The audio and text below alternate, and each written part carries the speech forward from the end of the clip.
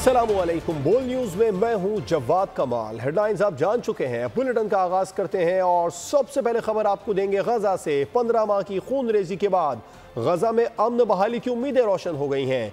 Hamas और Israel में जंग बंदी मुआहदा तय पा गया।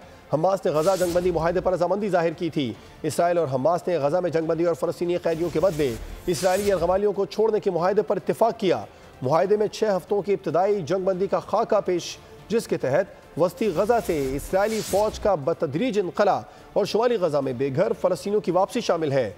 गजा में हर रोज इंसानी इमदाद के 600 ट्रक्स की इजाज़त दी जाएगी।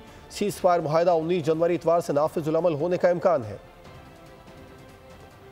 गजा जंग बंदी मुआहदा तय पा चुका है। गैर मुल्की मीडिया के मुताबिक दोहा में मुज़ाकिरात हुए, जिसके बाद ये मुआहदा तय पाया। हमास और इसराइल में जंगबंदी मुआहदा तय पा गया।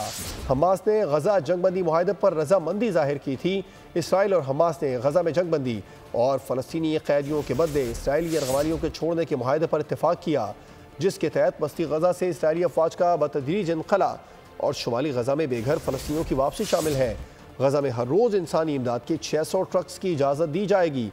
सीज फायर मुआहदा 19 जनवरी इतवार से नाफिजुल अमल होने का इम्कान है।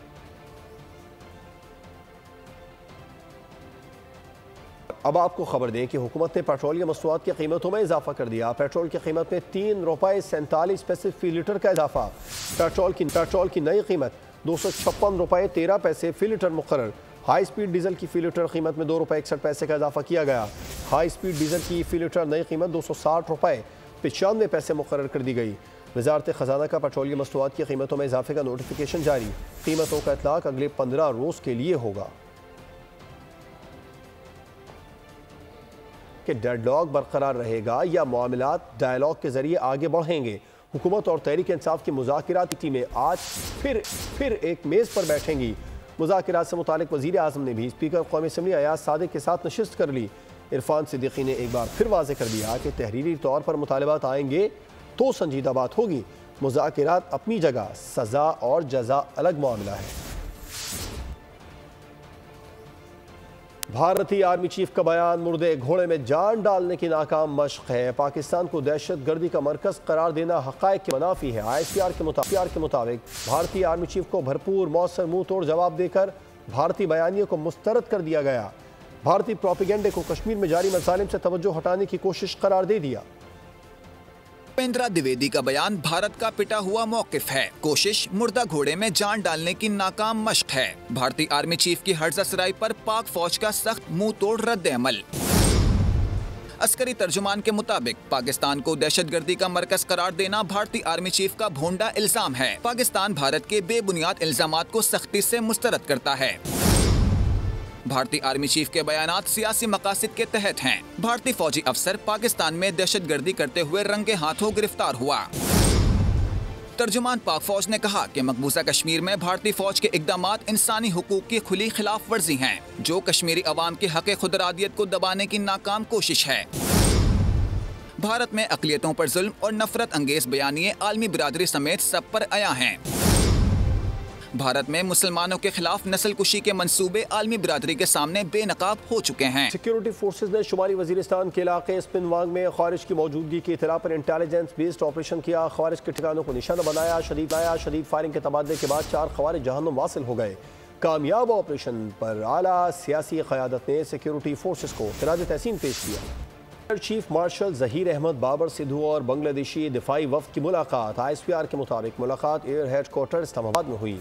बांग्लादेशी वफ़द ने पाकिस्तान के जदीद दिफाई मनसूबों और टेक्नोलॉजी की तारीफ़ की। मुश्तरका तरबियती मनसूबों के जरिए फ़ज़ाई अफवाज के ताउन को मज़ीद मजबूत बनाने पर इत्तफ़ाक़ किया गया। बांग्लादेश के वफ़द ने JF-17 थंडर तैयारों में गहरी दिलचस्पी का इजहार किया।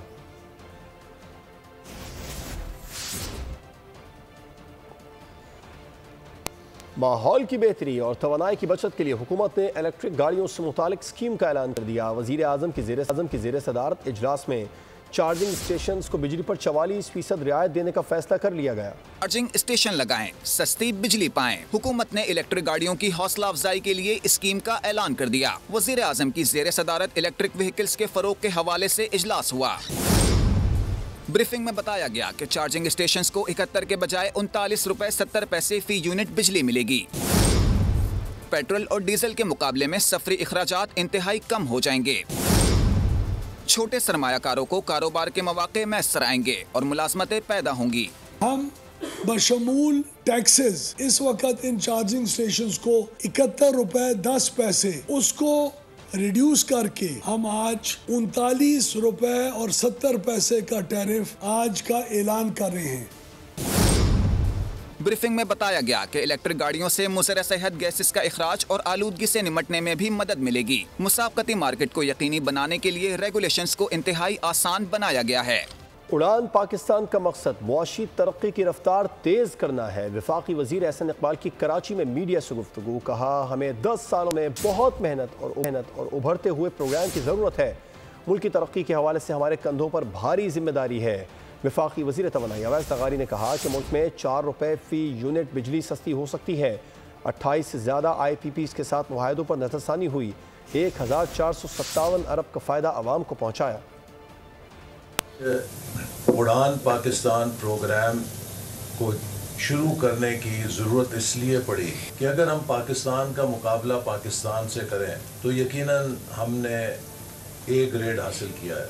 कोई मुल्क पॉलिटिकल स्टेबिलिटी सियासी इस्तेकाम के बगैर तरक्की नहीं कर सका। हमारे यहाँ जब भी हमने उड़ान भरी और माजी में 3 उड़ानें हमने भरी लेकिन तीनों उड़ानें क्रैश हुई। पूरे पाकिस्तान के बिजली के रेट 4 रुपए फी यूनिट आज तक ऑलरेडी कम हो चुके हैं। आज हम 28 से ज़्यादा IPPs के साथ कॉन्ट्रैक्ट्स रिव्यू कर चुके हैं। 1457 अरब रुपए का फ़ायदा पहुंचा चुके हैं। मालूम नहीं PTI वाले क्या मांग रहे हैं। ख्वाहिश है कि मसाइल मुज़ाकरात के ज़रिए ही हल हों। सियासतदानों को जेल में नहीं होना चाहिए। सरबराह JUI मौलाना फजलुर रहमान की मीडिया से गुफ्तगू। कहा, सियासतदानों के गलत रवैयों की वजह से पार्लियामेंट बेमानी हो गई। मुल्क को धांधली से पाक इंतखाबात की ज़रूरत है। मुझे अभी तक इसका इल्म नहीं है तो वो क्या मुतालबात रखते हैं। मैं खुद एक सियासी कारकुन हूँ और मामलात को सियासी अंदाज के साथ मुज़ाकरात के ज़रिए हल करने का कायल हूँ। हमारी ख्वाहिश है कि मामलात हमेशा मुज़ाकरात के ज़रिए से हल होते रहें। सियासतदानों को जेल में नहीं होना चाहिए, बाहर रहना चाहिए। सियासतदानों का किरदार भी इस हवाले से कोई इत्मीनान बख्श नहीं रहा है। उन्होंने कंप्रोमाइज़ किया है हमेशा।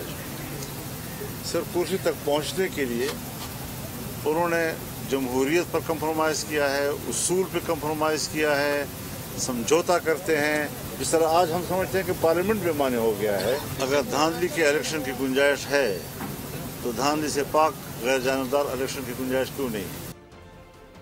अब आपको बताएं कि नून लीगी लीडर्स ने PTI पर इल्ज़ामात की बारिश कर दी। वज़ीर आज़म के मुशीर बराए कानून और इंसाफ बैरिस्टर अकील मलिक ने कहा कि वर्ल्ड फूड प्रोग्राम का सामान KP में ब्लैक मार्केट पर फ़रोख्त किया गया।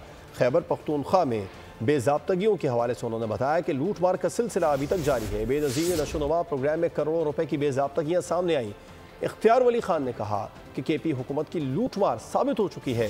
खुद को सादिक अमीन कहने वालों ने सैलाब ज़दगान के लिए आने वाले खेमे तक भेज दिए। फूड प्रोग्राम की तरफ से उनका एक प्रोग्राम था, न्यूट्रिशियस सामान था इन बच्चों के इस्तेमाल करने का या उन माओं के इस्तेमाल करने का, तो वो उसको भरे बाज़ार में बेचा भी गया और वो मार्केट्स में ब्लैक में सेल होता रहा है। बेनज़ीर इनकम सपोर्ट प्रोग्राम और जो नशोनुमा प्रोग्राम है, एक फ़ंड मुख्तस किया गया था। उस प्रोग्राम में जो बेज़ाब्तियाँ आई हैं, जो बेदरेग इस्तेमाल किया गया है उन फंड्स का, जिसमें तकरीबन 80 करोड़ रुपए की बेज़ाब्तियाँ मंजरे आम पे आई हैं। इससे पहले और कई वारदातें सामने आ चुकी हैं, लेकिन आज वो पहले जितनी वारदातें हुई वो मुल्क के अंदर थी, जितना उनको प्रूव किया गया और उन पे चोरी साबित हुई वो मुल्क की एजेंसियों ने साबित किया। ये सादिक हैं और ये अमीन हैं। आज उनको गोरों ने भी कह दिया कि ये सादिक भी नहीं है, ये अमीन भी नहीं है, ये डाकू हैं जो सैलाब ज़दगान के लिए आए हुए तंबू बाजारों में बेचते। उनसे क्या बईद। मुज़ाकरात में डेडलॉक हो तो दोबारा बैठा जाए। मुज़ाकरात से बड़ी कोई ताकत नहीं है। स्पीकर कौमी असम्बली ने मुज़ाकरात की कोशिश की। PP रहनुमा शहला रज़ा की बोल के प्रोग्राम ऐसे नहीं चलेगा में गुफ्तगू। कहा, PTI के मुतालिबात तहरीरी आएंगे तो यूटर्न मुश्किल होगा। PTI को ख़ानदानी सियासत समझ आ रही है। डायलॉग डायलॉग अगर पहला मरहला डायलॉग का कामयाब नहीं होता है तो इससे जो है डेडलॉक ना किया जाए, फिर बैठा जाए। तो डायलॉग से बड़ी कोई ताकत नहीं है। अभी स्पीकर साहब ने कोशिश की, पॉइंट्स बड़े वाजे सामने आ गए हैं और रिटर्न में आएंगे तो और अच्छी बात होगी, क्योंकि फिर ये होगा कि यू टर्न ज़रा मुश्किल हो जाएगा।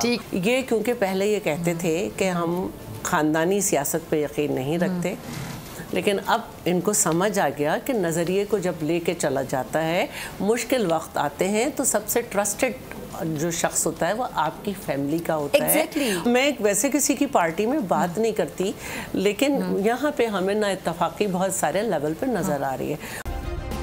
सब्सक्राइब करें और बेल दबाएं ताकि कोई खबर रह न जाए।